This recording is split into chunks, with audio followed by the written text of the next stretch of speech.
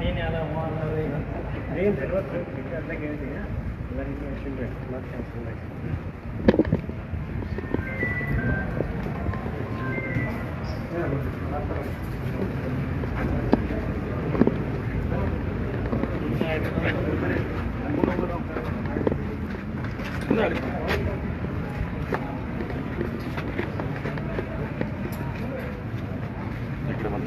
ಮತ್ತೆ ಈ ಕಡೆ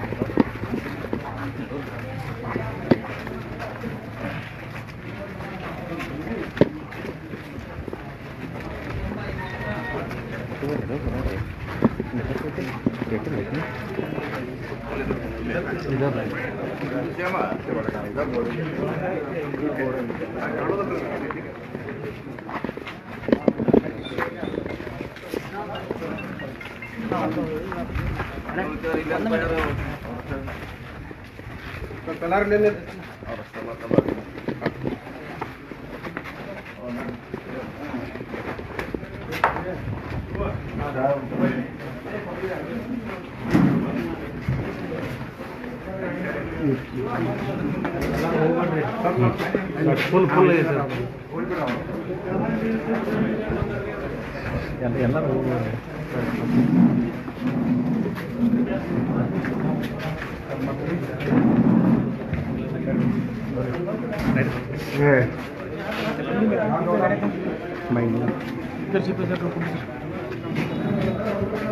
ಎಲ್ಲರೂ ಹೋಗ್ಬೇಡ್ರಿ ಫುಲ್ ಆಗೈತೆ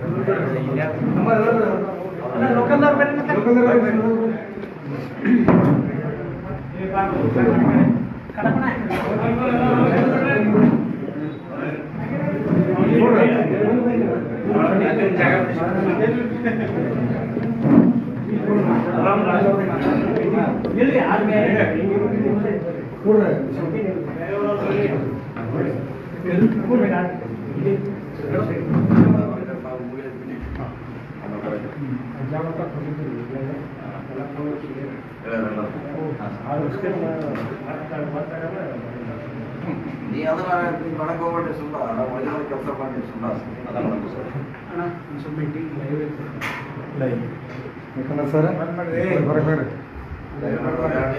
ಹಾಂ ಪ್ಲೀಸ್ ಬರೀ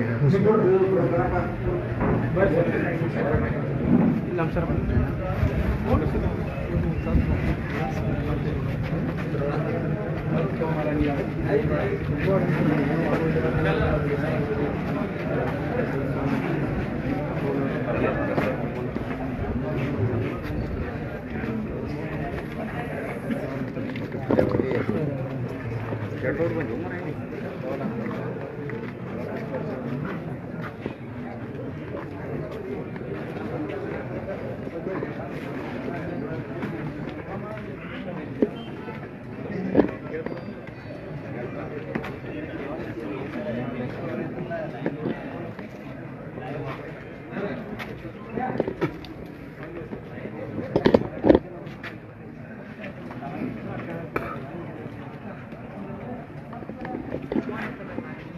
ಬೆಳಗಾವಿ ಸುದ್ದಿ.com ವೀಕ್ಷಕರಿಗೆ ನಮಸ್ಕಾರ.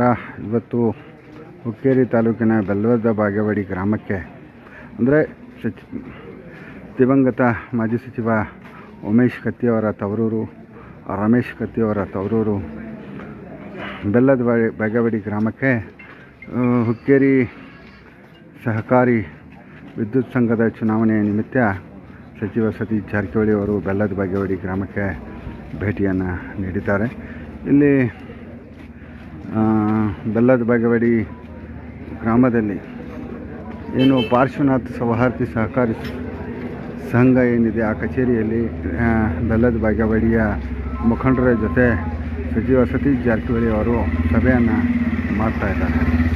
ಒಟ್ಟಾರೆಯಾಗಿ ಹುಕ್ಕೇರಿ ತಾಲೂಕಿನ ವಿದ್ಯುತ್ ಸಹಕಾರಿ ಸಂಘದ ಚುನಾವಣೆ ಈಗ ಸ್ಪರ್ಧೆ ಭಾಳ ಜೋರಾಗಿ ನಡೀತಾ ಇದೆ.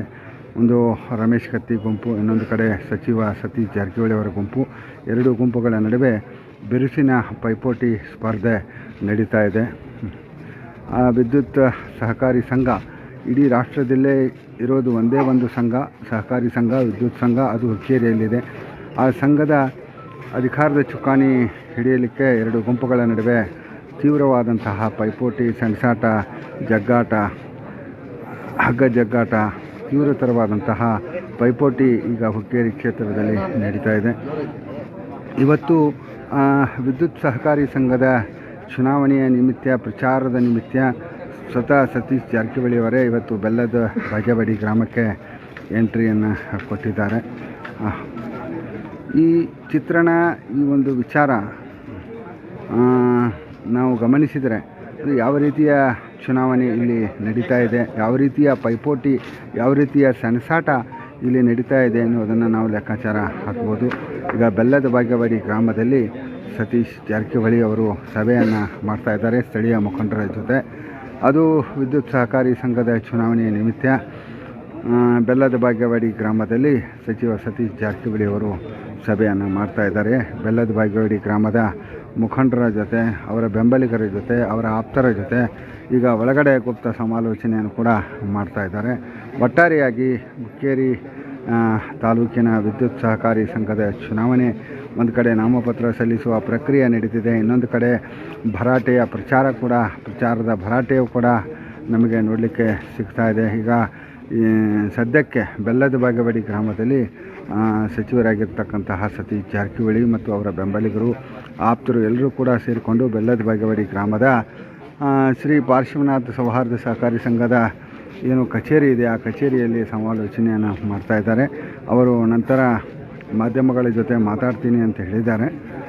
ಈ ಸಭೆ ಮುಗಿದ ಬಳಿಕ ಮತ್ತೆ ಇಲ್ಲಿಯ ನೇರ ದೃಶ್ಯಾವಳಿಗಳನ್ನು ನಿಮಗೆ ತೋರಿಸುವಂಥ ಪ್ರಯತ್ನವನ್ನು ಕೂಡ ಮಾಡ್ತೇನೆ. ಕ್ಷಣದ ಸುದ್ದಿಗಳಿಗಾಗಿ ನೋಡ್ತಾ ಇರಿ ಬೆಳಗಾವಿ ಸುದ್ದಿ.com, ಇದು ನಿಮ್ಮ ಸುದ್ದಿ.com. ನಮಸ್ಕಾರ. ಈಗ ಸಚಿವರ ಸಭೆ ಮುಗಿದ ಬಳಿಕ ಸಚಿವರು ಏನು ಹೇಳ್ತಾರೆ ಅನ್ನೋದನ್ನು ಮತ್ತೆ ನಿಮಗೆ ನೇರವಾಗಿ ತೋರಿಸ್ತೀನಿ, ಕೇಳಿಸ್ತೀನಿ.